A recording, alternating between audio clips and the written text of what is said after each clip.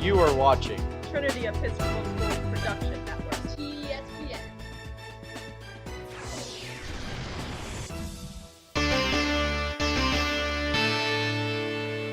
Welcome to this week's TESPN Podcast. We are joined by a couple of football players, class of 2025, quarterback Taegan Logan, and defensive back / wide receiver Terrence Deuce Edwards. We got Tony Benitez here alongside me from TESPN, and good to see Tony on the fields out in the springtime for baseball. So Taegan, first question for you. This is now your second year as a full-time starter, but you also got a lot of experience as a ninth grader as well when Jack Toscano was hurt for a few games. So it feels like you've been the quarterback here for a long time, even though you're still just a junior. And my question for you is, you're a pretty quiet guy, but do you feel like more of a leadership role this year? Yeah, for sure. I feel like especially last year, like I had the role just because I was like the quarterback. But, we had a lot of seniors last year, and now that they've all graduated, it's time for like me and the other guys to just step up and like fill the roles and that the people last year left behind. So, yeah, for sure. And Deuce, same for you. I mean, this is your third year as a starter, but the defense lost even more of those senior leaders from last year's group. So really, you and Z and I guess Jay are kind of the elder statesmen of the defense. So are you looking at your leadership role with more purpose and really trying to make a conscious effort to be a leader this year? Oh yeah, definitely. I definitely since, I'm the older cornerback now, got to lead like the younger guys in our group, like Josiah Walker and Collie Rayner, and especially since Cornell being hurt, that really took a toll on us as a defensive core. But me and Z, we really put in the hard work to really elevate our defensive core. Yeah, so Deuce, this question's for you. Focusing on this last week's game against Fuma, I know you played on both sides of the ball, so how comfortable did you feel, on offense and on defense? Man, I was really comfortable. I got a knack for the ball. Yeah. I tell Taegan all the time in practice, throw me the ball, man. I've been asking to get on offense since I got here. So, when I finally got the chance, it was just I had to go get it. It was. And how did that come about? Did the week of the game, did one of the coaches say, with Isaiah down, Deuce, we're going to give you your shot? Or how did that all logistically go? So Isaiah went down, and then so the next two at X was me and Brighton. And in practice, Brighton ended up getting sick that week. So I was the last one up. So then that week, Coach Bell told me, he said, Deuce, I'm going to need you this week. And I was like, man, I said, I'm there. I said, I'm Deucetron, Megatron / Deuce. So I said, I'm there. And he texted me, he was like, yo, you starting this week. But then Brighton came back, so we let Brighton start. But then he said, just stay beside him on the sideline, and I'll get my shot. So I got in the game. I said, Taegan, what's the play? He just gave me the fade balls, and then I ran a fade touchdown. Well, that's I probably should have said this at the beginning, but as we film this, we're just a few days removed from a 42-0 win, in just 2 quarters, and then the game got called for weather and lightning and things like that. But in those 2 quarters, you caught 2 touchdown passes on offense, as well as, of course, doing your thing on the defensive end. And then Taegan, I believe you were 14 for 16 with 6 touchdown passes and what was it, 260 yards, something like that? Yeah, around that. So, it's an insane stat line, really for both of you guys in only 2 quarters. Taegan, have you ever put up numbers like that before? Last year at homecoming against St. Michael's, I had 5 and 1 in the first half, but one was a rushing touchdown, so I had 4 passing. So I think, this game was all 6 were passing, so obviously more, but I don't really know. Yeah, and coming into the game, obviously coming off a loss, and the first time y'all had lost in a long, long time, and no disrespect to Fort Union, but they clearly weren't going to pose the same challenge that Archbishop Hoban did up in Ohio. But it seemed like even with several starters out, that you all were locked in from the very beginning on Saturday and just wanted to bounce back from that loss. Can you just tell us a little about the mindset of the team going into that Fort Union game, I think, and even now? Yeah, the loss you could tell going into the locker room in Ohio that everyone was mad and like not happy. So we knew, we had to bring it next week, and it just happened that Fort Union was the next on the schedule. So really, whoever it was, I believe we would have put up good numbers against, because we were locked in the whole time. We started off hot and just stayed hot throughout the half, and it was a good half of football. Yeah, and going off that loss, I know it wasn't the result you guys wanted, but how did that loss motivate you guys to go about the rest of the season? And it definitely helped this past weekend with the blowout win against Fuma in the first half. So how do you guys plan on using that fire to go about the rest of the season? We definitely play with a chip on our shoulder, because we don't want to feel that pain that we felt in the locker room ever again. I feel like a lot of it was a sense of we expected to win, and but we ended up getting that out the way. So, and that reminded us of 2 years ago when we lost to St. Chris, that one game, and that same feeling came back. So, now throughout the season, now we just got that feeling, that drive, that we don't want to feel this no more. We don't want to have that pain. You don't want to have that thought of I could have did more on the field, or I left plays out. So now throughout the season, we take every play with a grain of salt. This could be my last play, or this play right here could change the game around, or this right here could be the game-winning play. So we definitely took that into this game against Fuma. And looking ahead, obviously football is very much a one game at a time, or like you said, even one play at a time. But this week, I guess tomorrow, as we film this, you've got St. Mary's Riken, which was the closest. We were able to beat them last year, but it was the closest game of the season, and we trailed for most of that game till the end. And I don't want to look past that, but then I think the next week is at Episcopal, which was the next closest game last year. It was kind of a good first half, not as great second half against them. But point being, the schedule is really tough right now, this August and September schedule that y'all are playing. And so how do you take the experience from Ohio, as well as the experience from playing St. Mary's Riken last year and Episcopal, and how do you use that to put on your best foot forward in these coming weeks?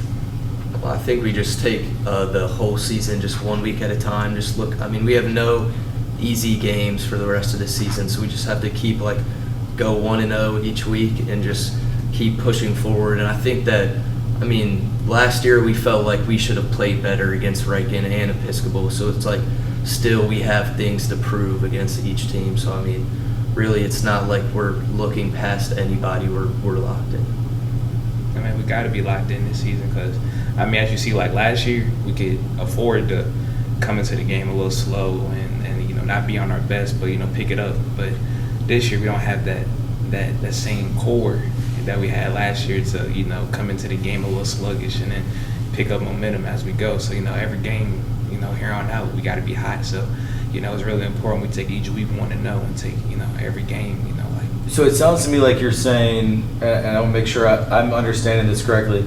Last year, you all had so much talent, so much experience, that there was maybe a little margin for error. If you had a rough quarter, you probably could recover.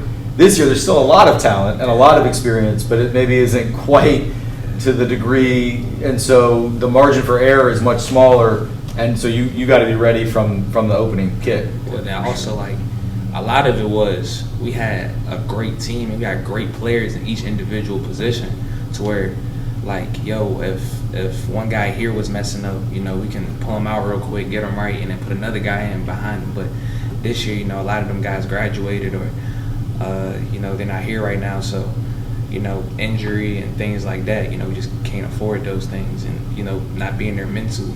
So those are also things that's play a factor this season. All right, I got a couple more questions for you before we get to the lightning round. One is about, I hear Coach Mickens talk a lot about the standard. I'm pretty sure that the back of Taegan's shirt, I think, says the standard, sitting behind Taegan in the morning meeting this morning. Can you all, I'm not asking you to give away any secrets, between the team, but in general, what is meant by the standard? What's that mean? It's just a standard of how we play on the field and how we live life off the field. I mean, you just go give everything 100%, and you're a good person on the field, and then off the field you're able to compose yourself but still go hard every single play. And when things are not going well, you can gather yourself and make things, regather yourself, and then turn negative into positive. And it's really just how you live life, just giving everything 100%. I mean, I just think of it as like, what's expected of us? Like, winning, I feel like we've, got that title of like winning now. So, winning is a part of the standard. Like, we're expected to win, but now we got to take it from here to here. So now we're not just winning by like just however we win. We want to win with no mess ups, no problems on the field. We want to win. We have perfect plays, perfect drives. No turnovers. It's also like keep bettering. Like it's like the best. And one of the things that's amazed me is just but you two are great examples, but it goes beyond you two of just the work that y'all put in. I mean, in a given football season, if you're lucky enough, you get to play maybe 11, 12 games if you get all the way to the end like you have the last couple of years. But for those 11 or 12 Fridays and Saturdays you get to play, I mean, you all work every day pretty much. I mean, Taegan, I know you had to take a little time off of throwing the ball last year with the back and stuff, but like, I mean, the Sunday morning after you win a state championship, I see you out here doing your DB drills. Like, you didn't even give yourself a day off after winning and finishing an undefeated season. And same thing, Taegan, I know you train constantly with Coach Bell year-round. And so would you say, like, that's part of the standard as well, is that you're always grinding, you're never relaxing, and you're just always committed to the preparation and the work that it takes to play at an elite level? Yeah, for sure. I mean, we say like we're each and everybody's brother's keeper, and I mean that's just like you put in the work to like prove to yourself that you are who you are, and then you do it for your teammates around you. Because I mean, if you don't put in the work, then you're letting everyone else down, because that's going to show when the season comes up. Definitely, Coach Wally always says better your best, and now since we're the hunted now, and we're still hunting, but it's just that everybody's gunning for us. So we don't have the time nor the opportunity to take days off or slack, because every day that we slack, someone else is working to come and beat us. Because no matter who they is, no matter if it's Fuma or Archbishop Hoban, when they see Trinity on their schedule, it don't matter who they played the week before. They're gonna be like, oh, we gotta give it our best against Trinity, because if we not even win, but if we make this, then the third play on whoever on the field against Trinity, that proves something about us. Yeah. So. Yeah, that makes a lot of sense, and that it is a different mindset when you are the hunted, and if anybody beats you, especially around here, like they're probably storming the field, or it's going to make their season. So. But it also can be really fun to have a team think they can do that and then not allow them to. Actually, I have two more questions. I said I had two more, but I just thought of another one I want to ask, because we haven't really talked about this. But a lot of returning talent, but who's maybe one or two new guys who are either maybe transfers or freshmen that are here this year that you've been really impressed, either with their talent or just how they have fit into the standard? Who's some guys that's leaped out to you that maybe for Titan fans, we don't know their name a whole lot yet, but that we should keep an eye on? Kylie Rayner and Trey Cherry, to me. I mean, also got Jordan Stiff up front. He been putting in the work. But, there's two main guys, Trey Cherry and defensively, Trey Cherry and Kylie Rayner. Those going to be the guys that's going to carry this thing from after we're gone to the next level. Yeah, I think on offense, I mean, like returning players, but I mean, they didn't really play too much last year because we had so much depth. Hugh Stone, Sam DiFrancesca at the tight end position are very good. They have a bright future for sure. Then as slot receiver, Little Deuce, I think he has the potential to be really good as well. So I think the future is definitely bright.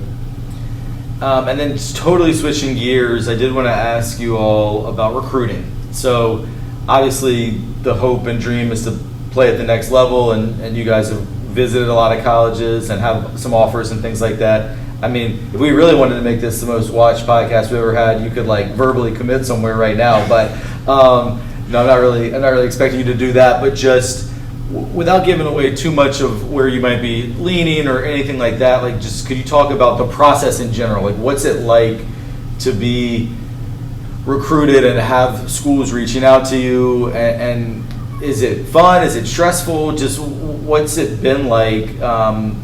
Because obviously that's the goal from an individual standpoint is to get to play football at the college level.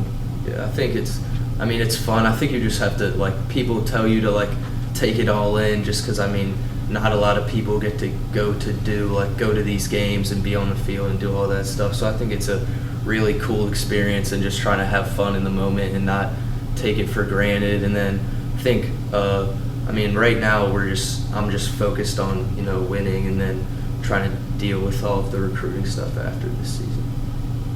I mean, to me, it's just staying grounded, staying humble, but because, when you reach a certain point, you get this, that, and the third offers, it's easy to just be like, oh, I made it, or, like, I got this, I don't need to put in more work, but, in reality is, when you get Clemson or you get Oklahoma or something like that, it's like, that puts a target on your back. And now everybody think like, I got to get off of it. Like, I could get off against this guy. Yep. Or I got to prove why this guy ain't that. So, like when I want to feel, it's just like, I got to show everybody that. Because there was a point in time where when I was getting offers, like nobody believed that I deserved this, that, and the third, or I deserved to have Clemson to Tennessee, or it was like, oh, he ain't that good. So, in my mind, it's just, I got to prove myself. And every day is just like another day to show another hater, like, this is what I do, like, it's why I'm here. Well, and also it seems to me like those offers are based on your potential, your upside. But if you don't put the work in and you don't get to that point, the offer could be gone, or you might get to wherever that place is and you'll never see the field. So, I mean, they're offering you based on a projection of what you could be, but you're not going to be that unless you put the work in. Facts. That's definitely Coach Wiley preach all the time. Say do the work. So, just take that and go every day, live by that every day. So, Tony, you got anything else? Yeah. Okay, then let's finish it off with a little lightning round. Quick questions, quick answers. We'll go Taegan, then Deuce. Favorite pregame meal? Really just whatever's at team dinner. Chocolate milk and Chick-fil-A. Favorite class you've taken at Trinity? Your class last year. I want to go to streak of those. Deuce, I never taught you, so. Maybe Mr. Farrell's Latin class. That's been fun consistently. It hasn't been they've always been fun. So Mr. Farrell. Who is your funniest teammate? Snap. I think Deuce is a funny guy, I guess, but Trey Cherry's funny. I'm gonna say either. I don't know. It's like our list. It's like Trey Cherry, then like Fat Rat, and then Trey Cherry, Cornell. Maybe Z and Fat Rat are right here. Who's your funniest coach? Coach McCall. Yeah, Coach Wally. I would say Coach Bell gets mad, but he does some funny stuff. Coach McCall is funny. Coach Bell gets mad. It's funny too sometimes. It depends on who yelling at. If he yelling at you, it ain't that funny. But he yelling at somebody else, it's funny. Yeah. It's funny, but. Would you say who's your biggest rival? Benedictine for sure. Benedictine by far. And what's your favorite game so far in your high school career? State championship last year against Benedictine. Same. Last year's state championship. And this one you might not want to answer this, but I'm going to ask it and you can choose to answer or not. But dream school for college? Well, my dream school coming up was Miami because the 2001 team, and I grew up watching Sean Taylor and stuff. So that's been my dream school. I guess I was a Notre Dame fan just my whole life, so I guess that. I love those answers because Sean Taylor is my all-time favorite player as a Washington fan, and I also grew up a Notre Dame fan, so I can vibe with those. All right, let's finish with a couple more. If money was no object, you could live anywhere in the world. Where would you want to live? New York City. Virginia. Because I know it. I mean, I don't really like to. Nah, I lied. I'm gonna go to. I don't know. Maybe. I don't like houses cheap in Texas. It depends what part, but So I'm gonna. Said it doesn't. yeah, but money doesn't Yeah, even it matter. doesn't You got matter, all the it money you doesn't need. matter. Maybe LA, because Maybe I might go to Vegas too. I could see Deuce in LA. I don't know. Vegas, you can have all the money you want, but it can disappear pretty quickly in Vegas if you go in the wrong casino. I guess let's end with just what's a current NFL player that you really look up to or model your game after? I would say I think I just like watching like Joe Burrow play a lot. I liked watching him at LSU and then now at the Bengals. Jair Alexander. Because I mean, if y'all watch him, watch his NFL Top 100 or his highlight tapes, he play with cockiness, he play with a little bit he play a little bit arrogant, he got confidence, he get up in your face, he's physical and stuff. And I just think I'm a physical DB myself, so and he ain't the tallest guy, but he ain't he longer, and he is a great corner. So. All right. Well, thanks a lot, guys. Congratulations on the big win over Fort Union, and good luck in the game at St. Mary's Riken. We know that's going to be a war up there. And just best of luck the rest of the season. And thanks so much for joining us. Appreciate you guys. Thank you. All right, that's all we got this week. So thanks everybody who watched. Taegan Logan right here. Terrence Deuce Edwards right here. My man Tony Benitez. And thanks for joining us. We'll see you next time.